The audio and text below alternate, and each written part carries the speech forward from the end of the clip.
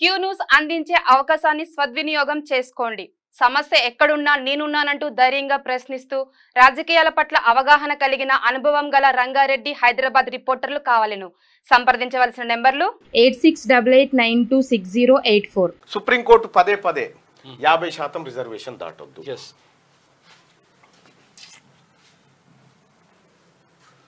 నేను ఇది పంపిస్తా. సుప్రీంకోర్టు పదే ఏం చెప్తుంది?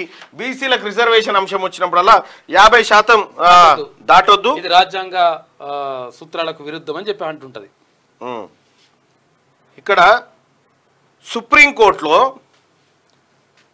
50% రిజర్వేషన్ దాటొద్దు అని సుప్రీంకోర్టు అందరికి చెప్తా ఉంది. సుప్రీంకోర్టులో ఎంతమంది జడ్జీలు బీసీలు ఉన్నారు?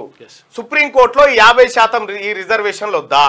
సుప్రీంకోర్టు ఏమైనా వేరే సంస్థనా? సుప్రీంకోర్టులో మహిళా కోట ఉండొద్దా? ఎంతమంది మహిళలు ఉన్నారు? సుప్రీంకోర్టులో జడ్జెస్ ఏ క్యాస్ట్కు సంబంధించిన వాళ్ళు, ఏ వర్గానికి సంబంధించిన వాళ్ళు ఈ ప్రజలకు చెప్పరా? మీ కాడ అమలు కానటువంటి న్యాయము మా కాడ అమలు చేయాలని మీరు ఆదేశిస్తారు. ఇది ఎట్లా న్యాయం అవుతుంది? కాబట్టి సుప్రీంకోర్టులో కూడా ఎస్సీ ఎస్టీ బీసీలకు సంబంధించిన రిజర్వ్డ్ పోస్టులు ఉండాలా? అప్పుడు ఓపెన్ కేటగిరీ ఎంత అమలు అవుతుంది ఈ లెక్క ప్రపంచానికి చెప్పి ఇక్కడ 50% మించొద్దు బీసీల రిజర్వేషన్ 33 నుంచి 27, 27 నుంచి 18. ఎట్లా తగ్గిపోతుంది రిజర్వేషన్? నిన్న మొన్న వస్తా ఉన్నారు ఈ బీసీ జడ్జీలు, వాళ్ళు వీళ్ళు కూడా అది వరకు లేనేలేరు. అసలు ఇప్పుడు ఎవరి వాటా వాళ్ళకి వెళ్ళిపోయిన తర్వాత పూర్తిగా నష్టపోయింది బీసీలే కదా. ఇప్పుడు ఒకవేళ 17%, 15% నీ 50% గీత పెట్టాలని ఏ రాజ్యాంగం ఏడ రాసింది? చూపెట్టు. 50% ఉండాలని ఏడ రాసింది? ఒకవేళ అట్లుంటే మరి మళ్ళీ ఎందుకు పెంచుకున్నారు? ఇప్పుడు ఈడబ్ల్యూఎస్ ఎందుకు పెరిగింది? నిన్న ఒక పిల్లగాడు చెప్పిండు, అన్న 75 మార్కులు వచ్చి నాకు రాలేదన్న, నేను క్వాలిఫై కాలే, 60 మార్కులతోని ఈడబ్ల్యూఎస్ కోటాలో వాళ్ళు క్వాలిఫై అయ్యారు అన్నాను. ఈ బీసీ పిల్లలకు కూడా రావాల్సినటువంటి సోయి ఏంటంటే అసలు ఈ స్లాబ్ పెట్టినోడు ఎవడు?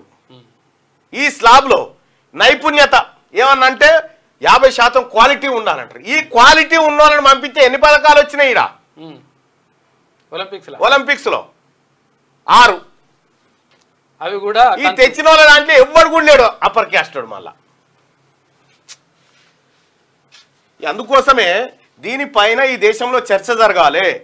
ఈ బీసీలకు జరుగుతున్నటువంటి అన్యాయం విషయంలో ఖచ్చితంగా బీసీ స్టూడెంట్స్, బీసీ ఉద్యోగులు, బీసీ లాయర్లు, బీసీ అడ్వకేట్లు, బీసీ సమాజం అంతా ఒకసారి దీనిపైన దృష్టి పెట్టాల్సిన సమయం అయితే వచ్చింది.